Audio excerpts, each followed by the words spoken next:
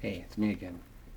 I forgot I wanted to talk about the moment and the flow.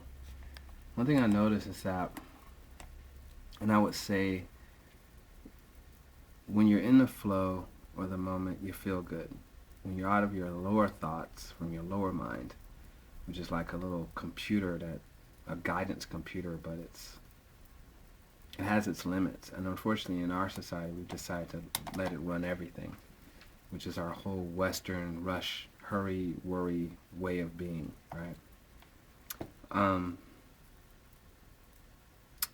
when we're in the flow, first of all, the trick is to feel good. Like, just stop till you feel good. Do it. And when I say do something that feels good, I'm not talking about drugs or alcohol or addictive things. That's just a distraction. I'm talking about things that bring you inner joy. Um, you know, like gardening or something, or art or creativity. Um, or it could just be being in the moment, and just relaxing. It's a very powerful place to be because then you can access the higher mind, and they can access you. But one thing you'll notice after a while is you just feel good just for being. It's beyond your circumstances. Like, it's not about how much money you have or where you live or whatever. I mean, you could be on a park bench and you just feel good. And so I'm back in that place. But I noticed that every time I look at a clock, I start to feel bad. And I said, why is that? Like, there's a clock right there. Right there. There it is. I'm gonna focus on that. Um, well, you can't see it, can you? Anyway, why is that? You know? And I figured it out. It's because as soon as you see time, like on a clock, you have a thought about what that time means. So, for example, and then those thoughts usually are about the future or about what you should be doing now instead of what you are doing, which makes you feel anxious.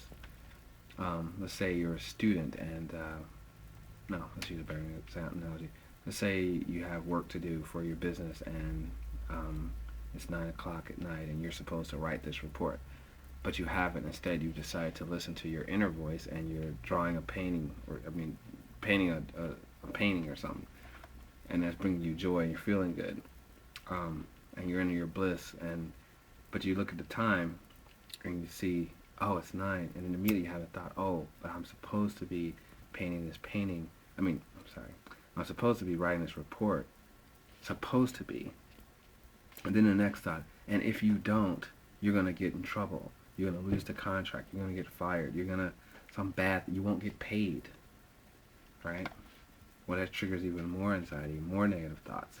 You see yourself not getting paid, and you start envisioning all the negative things that are gonna happen. I'll lose my car. I'll lose my house. I'll lose my spouse. Anyway, um, that's one scenario, which happens a lot for all of us for all kinds of reasons.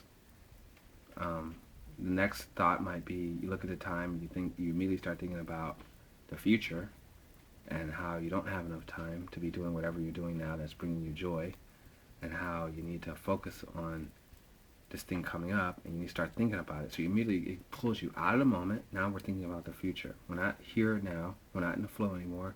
We're in our lower mind thinking about the future. And now we're thinking about, oh, wait, it's midnight, and wait, that means I should go to sleep so I can get up in the morning so that I can do this work because blah, blah, blah, blah, blah, blah. Because if I don't, this bad thing's going to happen.